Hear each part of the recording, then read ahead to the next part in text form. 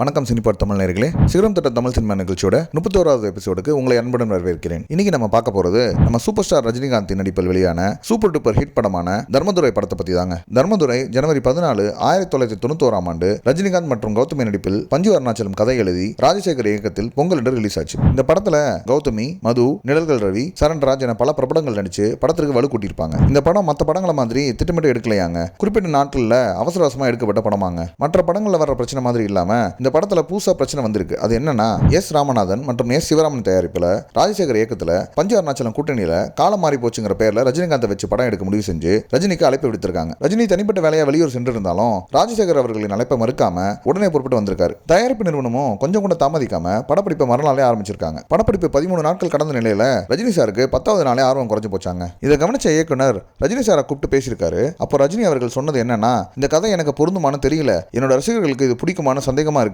கதையில ஏதாவது மாற்றம் கொண்டு வர முடியுமான்னு கேட்டிருக்காரு. ரஜினி இப்படி கேட்டது தயாரிப்பு நிறுவனத்துக்கு பெரிய இடி விழுந்த மாதிரி இருந்துச்சாம். இன்னும் 12 நாட்கள்ல படமே முடிய போகுது, இப்ப எப்படி கதையை மாற்றி எழுத முடியும்னு குழுமி போய் இருந்த சமயத்துல ரஜினி அன்னைக்கு சாயந்தரமே தேவாங்கிற கன்னட படத்தோட கேசட் எடுத்துட்டு வந்து இந்த படத்தை பாருங்க, இது ரிமேக் பண்ணிக்கலாம்னு கேட்டிருக்காரு. ரஜினி சாரின் வேண்டுகோளின் பேர்ல இயக்குனர் ராஜசேகர் எந்த மறுப்பும் சொல்லாம தேவா படத்தை சூப்பர் ஸ்டார் கேட்டார் போல் மாற்றி மீண்டும் படப்பிடிப்பை துவங்கி இருக்காங்க. அது மட்டும் இல்லாம சொன்ன தேதியில படம் வெளியே வரணும்னு இயக்குனர் ராஜசேகர் வழக்கத்தை விட அதிவேகமா செயல்பட்டு பட வேலைகளை முடிச்சு குறிப்பிட்ட தேதியிலேயே படத்தை ரிலீஸ் பண்ணி கொடுத்திருக்காங்க. ஏற்கனவே எடுத்த காலமுறை போச்சு படத்துல ரஜினியை தவிர மஞ்சுளா, ரமேஷ் அரவிந்த் மற்றும் செந்தில் என மற்ற நடிகர்கள் யாரும் தர்மதுரை படத்துல இடம்பெறவில்லை என்பது குறிப்பிடத்தக்கது. இந்த படம் தெலுங்குல கைதி அண்ணையா என்ற மொழிமாற்றம் செய்யப்பட்டு ரிலீஸ் ஆச்சு. அது மட்டும் இல்லாம இந்தியில தியாகிங்கிற பேர்ல ரஜினிகாந்த் நடிச்சு மறுவாக்கம் செய்து மீண்டும் வெளியிடப்பட்டது. இயக்குனர் ராஜசேகருக்கும் ரஜினி அவர்களுக்கும் நல்ல அண்டர்ஸ்டாண்டிங் இருக்குமாங்க. படப்பிடிப்பின் போது ரஜினி அவர்கள் வந்ததுக்கு அப்புறம் 10 மணிக்கு தான் இயக்குனரே வருவாராம். ஆனா ஏன் லேட்டுன்னு ஒரு வார்த்தை கூட கேட்க மாட்டாராம் ரஜினி. ஏன்னா ரஜினி அவர்கள் இயக்குனர் ராஜசேகர் மேல அவ்வளவு நம்பிக்கை வச்சிருந்தாங்க. இயக்குனர் ராஜசேகரும் அன்னைக்கு எடுக்க வேண்டிய 5 காட்சிகள்ல ரஜினி சாருக்கு எடுக்க வேண்டிய காட்சிகளை உடனே எடுத்து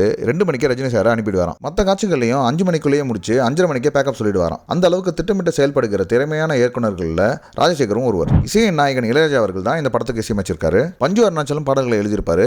ஆண் என்ன பெண் என்ன பாடலை மட்டும் கங்கை அமரன் எழுதியிருப்பாரு. இளையராஜா மாசி மாசம் பாடலோட இசையை தர்மசேத்திரங்கிற தெலுங்கு படத்துல இடம்பெற்ற பாடலான என்னோ ராத்திருளுங்கிற சாங்ல பயன்படுத்தியிருப்பாரு. இதே பாடலை 2008ஆம் ஆண்டு தமிழ்ல வெளியான பாண்டி திரைப்படத்துல ஸ்ரீகாந்த் தேவா இசையில மறுவாக்கம் செய்யப்பட்டு வெளியிடப்பட்டது. தர்மதுரை படத்துல இடம்பெற்ற அனைத்து பாடல்களும் படித்தொட்டி எல்லாமே பட்டையை கிளப்பிச்சுன்னு தாங்க சொல்லணும். வி லட்சுமணன் இந்த படத்தை ஒளிப்பதிவு செஞ்சிருப்பாரு. விட்டல் படத்தொகுப்பு செஞ்சது படத்தோட இன்னொரு சிறப்பினை சொல்லலாம். 1991ஆம் ஆண்டு பொங்கல் நாள் என்று வெளியான படங்கள் இல்ல பெரும் வெற்றி பெற்ற திரைப்படம் தர்மதுரை படம் தாங்க. படம் வெளியாகி திரையரங்குகள்ல 175 நாட்கள் வெற்றிகரமாக ஓடிய ஒரு வெற்றி திரைப்படம். இதுல ஒரு சோகமான விஷயம் என்னன்னா, படத்தோட 100வது நாள் வெள்ளி விழாவின் போது இயக்குனர் ராஜசேகர் வாகன விபத்தில் மரணம் அடைந்தார். தமிழ் சினிமாவின் தலை சிறந்த இயக்குநர்களில் ஒருவரான ராஜசேகர் அவர்களை சினிபாட் தமிழ் வாழ்த்தி வணங்குகிறது. 175 நாட்களுக்கு மேல ஓடி ஹிட் எடுத்த இந்த திரைப்படம் உருவாக காரணமாக இருந்த ப்ரொடியூசர்ஸ், டைரக்டர், ஆக்டர்ஸ், மியூசிக் டைரக்டர்னு எல்லாருக்கும் சினிபாட் தமிழ் சார்பாக ஒரு பிக் சல்யூட். மீண்டும் ஒரு நல்ல திரைப்படத்தோடு சிகரம் தொட்ட தமிழ் சினிமா நிகழ்ச்சியில சந்திக்கலாம். தொகுப்பு உங்களுக்கு பிடிச்சிருந்தா சினிபாட் தமிழ் சேனல் சப்ஸ்கிரைப் பண்ணுங்க, லைக் பண்ணுங்க, பெல் பட்டனை கிளிக் பண்ணுங்க. நன்றி, வணக்கம்.